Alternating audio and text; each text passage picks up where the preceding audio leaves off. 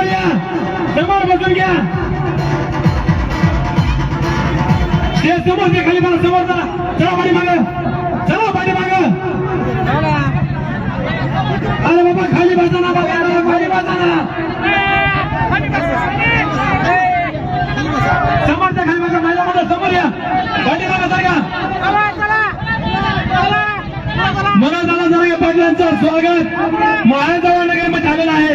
त्यांचं स्वागत आमच्या गावातील तरुण महिला मंडळी तसेच मुलींच्या हस्ते होणार आहे. दादांना विनंती करतो आमचा सत्कार स्वीकारावा. नम्रतेची विनंती, समोर उभा राहिलेले हात जोडून विनंती, हात तुम्ही समोर बसून घ्या. हॉटेलमध्ये बसलेले खाली बसून घ्या. उभा राहिलेले हॉटेलमध्ये उभा राहिलेले चला. महिला इकडे या, समोर इकडं स्टेज कडे या, स्टेजच्या समोर या. महिला मंडळी विनंती आहे.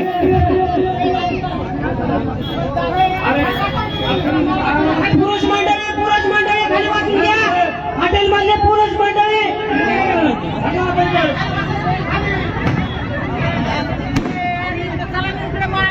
हॉटेलमध्ये उभं राहिलेले पुरुष मंडळी खाली बसून घ्या. कळकळीची विनंती तुम्हाला.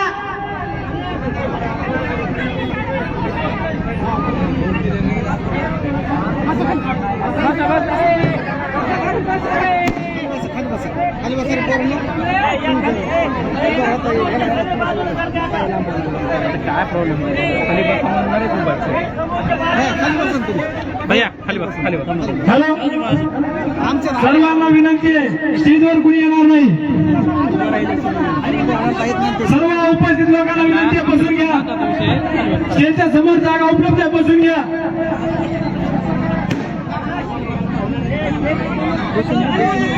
स्टेजच्या समोर जे बसून घ्या, तुम्हाला विनंती आहे. आम्हाला सुद्धा करू नका, बसून घ्या. महाराजजवळ येथील मुस्लिम समाजाच्या वतीने मनोज दादांचं स्वागत होणार आहे. महाराजजवळ येथील मुस्लिम समाज, महाराजजवळ येथील मुस्लिम समाजाच्या वतीने दादांचं स्वागत होत आहे.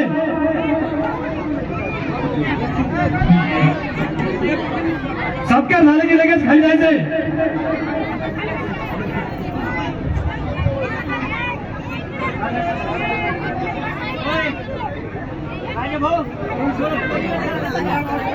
खाली चला. महाराजजवळ येथील दलित समाजाच्या वतीने तसेच महाराजजवळ येथील बौद्ध समाजाच्या वतीने मनोज दादांचं स्वागत होणार आहे. कल्याण सोनवणे यांची टीम यांच्या हस्ते मनोज दादांचं स्वागत होणार आहे.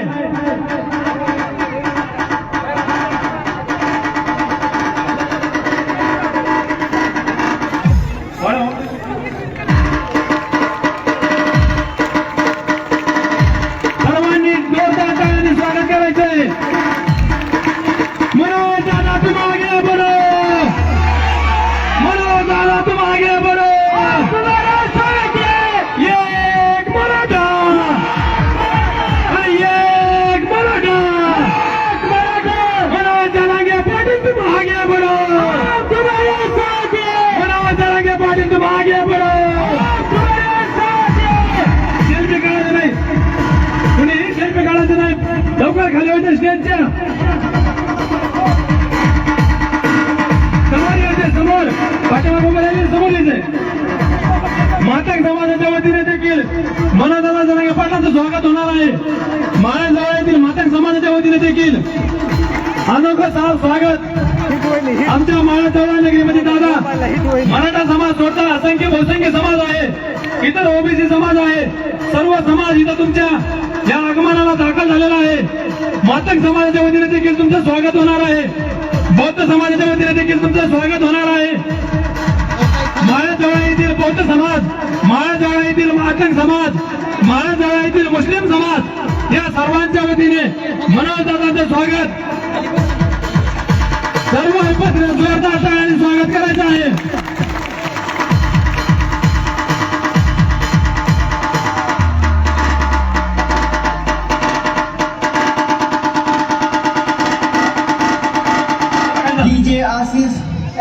सर्वांनी बसून घ्यायचंय. उभा राहिलेलं माझी हात जोडून विनंती आहे. दादा आता आपल्याला मार्गदर्शन करणार आहेत.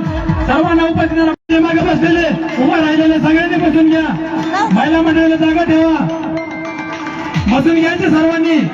माझी नम्रतेची विनंती, दादाला उशीर करायचा नाहीये. सर्वांनी बसून घ्यावं.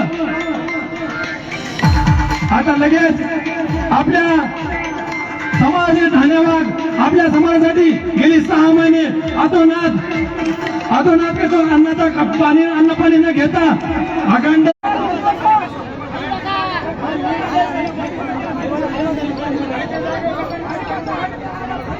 बाजूचे तुम्हाला विनंती आहे, कृपया विनंती तुम्ही समोर या. पाठीमागे कुणी उभा राहणार नाही याची काळजी घ्या. माळस जवळा शांत बसा.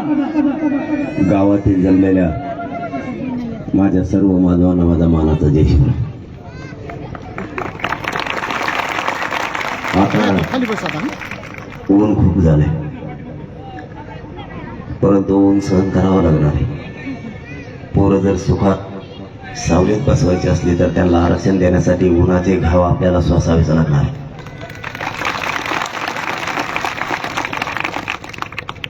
मला एक फरक नाही कळाला, या इकडे पुढे बी लोक दिसतील, ते कोण आहेत?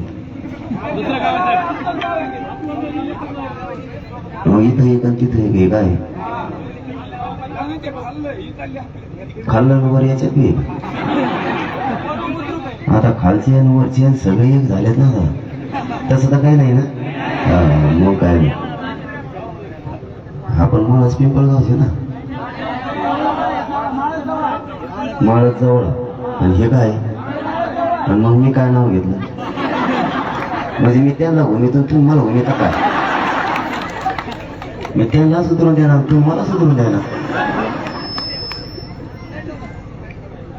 शक्यतो जातीसाठी आणि स्वतःच्या मुलासाठी शक्यतो शब्द वापरला मी तुम्हाला. शक्यतो तुम्हाला शक्य झालं, तुमचा कार्यक्रम संपल्यावर तिकडे या, मी म्हणतोय शक्य झालं तर. कारण हे तोंड नाही दाखवायचे मला कुठंच. मी आहे तोवर मला माझी जात फुटून नाही द्यायची. खूप वर्षाने जात माझी एकत्र आहे. मी तुमच्या जीवावर जीवाची बाजी लावतोय. मी मरण माझ्या हातावर फक्त तुमच्या जीवावर घेतलेलं आहे. आणि माझं स्वप्न काय नाही, गोरगरीब मराठ्यांचे पोरं मोठे व्हावेत हे स्वप्न घेऊन रात्रंदिवस फिरतोय. मला तुमच्याकडून काय अपेक्षा नाही. एकदा स्वतःचे लेकरं स्वतः मोठे करू लागा. तुम्हाला राजकारण करायचं बिनधास्त करा. मी इथंच नाही, पूर्ण महाराष्ट्रात सांगतो, मराठ्यांनी राजकारण करू नये या मताचा मी नाही. अवश्य करा, पण ज्या दिवशी जातीचा मुर्दा पडायचा वेळ येईल ना, त्या दिवशी स्वतःचे मुलं वाचवण्यासाठी रस्त्यावर या. एक ताकद दाखवा. आजूबाजूला जरा फिरून बघा, स्वतःच्या जातीसाठी लोक एकत्र झाले. खूप वर्षानंतर आता आपली माझी जात एकत्र आली. पुन्हा आपल्याला शाप आहे असं म्हणतात लोक. मराठ्यांना शाप हे एक येत नाही. पुन्हा लोकांना ते म्हणू देऊ नका. तुमचं पटत नसलं तरी एकमेकाकडे बघू नका. एक जण त्या कोपऱ्याला उभा राहा, एक जण ह्या कोपऱ्याला उभा राहा, पण एकत्र या जातीसाठी. माझा हक्क तुमच्या लेकराचं स्वप्न पूर्ण करण्यासाठी. तुमचं वैयक्तिक काय असेल त्याच्यात मला नाही पडायचं. ही जात आता दबंगलेली नाही दिसू द्यायची. आधीच आपल्याला म्हणत होती ही जात खेकड्यावणी एकत्र येत नाही, एकत्र आली ते एकामेकाच्या टांगड्या वडीची. मराठ्यांनी पहिल्यांदा सगळ्यांच्या तोंड बंद केले, एकत्र आली आणि आरक्षण पण आणलं. सगळ्याच्या तोंड फोडून आरक्षण आणलं. आता फक्त सगळ्या स्वाऱ्यांची अंमलबजावणी राहिली. त्यासाठी तुमचा मुलगा म्हणून सांगतो, मी हटत नाही, तुम्ही काळजी करू नका. मी यांना फुटतही नाही, मॅनेज पण होत नाही. मी कोणालाही अंगावर घ्यायला तयार आहे या जातीसाठी. फक्त जातीच्या लोकांना शानवा. दोन बाजू या तुमच्या वैयक्तिक कारणासाठी ठेवा, समाजासाठी नाही. समाज विषयाला सगळ्यांनी एकत्र उभा राहा, एकजूट. आणि त्या एकजुटीमुळे 75 वर्षात न मिळणारं आरक्षण मराठ्यांना मिळालंय. गावाची गावं आरक्षणात ते निघाली. याच्यातून तुमचेच लेकरं मोठे होणार आहेत. मी जाताना तुम्हाला एवढं सांगतो, तुम्हाला गुण लागत आहे, मला बी लागत आहे, पण तरी मी बोलतो. का बोला तुम्ही राहील सावली उभा. मी बोला होऊ दे कार्यक्रम. माझ्या मायबाप मराठ्यांना विनंती, एकजूट राहा, राजकारणासाठी झूट फुटून देऊ नका. एकदा तुमच्या पोराला आरक्षण द्या, तुम्हाला जे करायचं ते करा. तुमच्या लेकराला पिढ्याना पारचं आरक्षण द्या. जशी जमीन तुम्ही पिढ्याना पारसाठी त्यांना कमवून ठेवली, तसं पिढ्या पारासाठी त्यांना एकदा आरक्षण द्या. तुमचं पोराचं आयुष्य करासाठी कल्याण झालं आणि त्याच्यासाठीच आपला हा संघर्ष सुरू आहे. मी तुम्हाला जाताना एक शब्द देतोय, काही झालं तरी मी फुटत बी नाही का तरी मी समाजाशी करीत नाही. आणि सरकारनं हेच ओळखलं, हे फुटत नाही, हे मॅनेज बी होत नाही, मग याला गुंतवून टाका. आणि मी त्यांना गुंतत बी नाही, ते बी तुम्हाला आत्ताच सांगून ठेवतो. कारण मी त्यांना गुंतायला भेट बी नाही. कारण माझा करोडो समाज एका बाजूला आहे आणि त्या समाजाचे लेकरं मोठे व्हावेत म्हणून मी लढतोय. मी काही चूक नाही करत. माझा तुम्हाला पुन्हा दुसरा शब्द आहे, आरक्षण घेतल्याशिवाय तुमच्या पोरावर आरक्षण ओबीसीतून घेऊन गुलाल टाकल्याशिवाय एक इंच मागा नाही शब्द. कितीही ताकद एकत्र येऊ द्या. अधिवेशनात सगळ्या पक्षाचे आमदार आणि मंत्री एकत्र आले, सगळे. मग हेच जर आरक्षणासाठी आले असते तर मला अटक करा म्हणून एकत्र आले. हेच आरक्षणासाठी आले असते तर आज गोरगरीब मराठीने तुम्हाला डोक्यावर घेऊन नाचले असते. तुम्ही मला अटक करा म्हणून एकत्र आलात आणि मोठं माझ्या मराठ्याकडून होतं. मतदान मराठ्यांचं पाहिजे, आमदार मराठ्याकडून व्हायचं आणि बाजू पक्षाची किंवा नेत्याची घ्यायची. जातीची घ्यायला का रोग आला का तुला एखाद्या वेळेस? आता मराठ्याने वेगळं सुरू केला दणका, फॉर्मच भरायचं म्हणते. कुंकून आणलं तर डोक्यात तुमच्या कुणी घातलंय? आता ते फॉर्म इतके भरल्यावर 3400 का काय बीड जिल्ह्यात झाले. आणि चिन्ह कडून आणायचे, आणि चिन्ह कडून आणायचे आता कांदा, बटाटो, तंबाटू, गोटे, गाठे. आता चिन्ह सापडन का ते? आणि आपल्या चिन्हाच्या मध्ये त्यांचं गोसन का खुशी केली? अरे काय डोक्यात आणलं तुम्ही काय नाही करून? तो माझ्या समाजाचा निर्णय.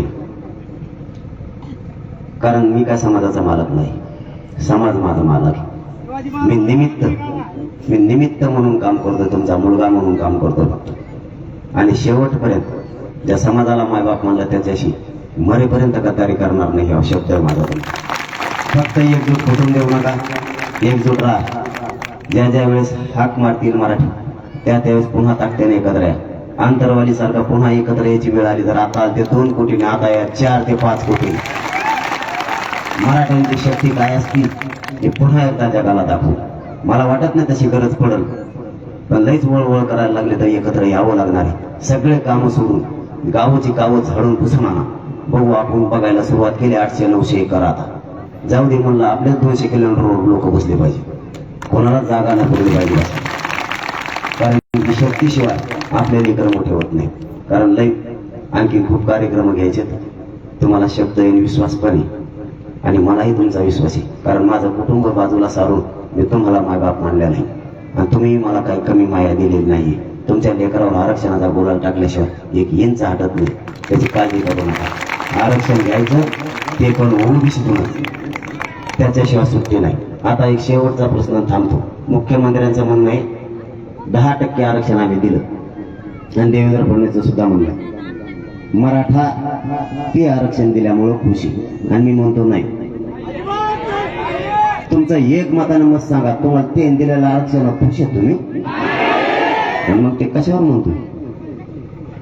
कशाच्या जेव्हा ते आरक्षणात टिकणार नाही, मग ते देऊन आमचे पुरा फुसून त्याचा वाटोळा करायचं का? त्याच्यासाठी आमचं ओबीसीत आरक्षण आहे, ते आम्हाला पाहिजे. ते घेतल्याशिवाय हटत नाही. शब्द एक जीवानं एकजुटीला ताकद राहा. धन्यवाद. जय शिव.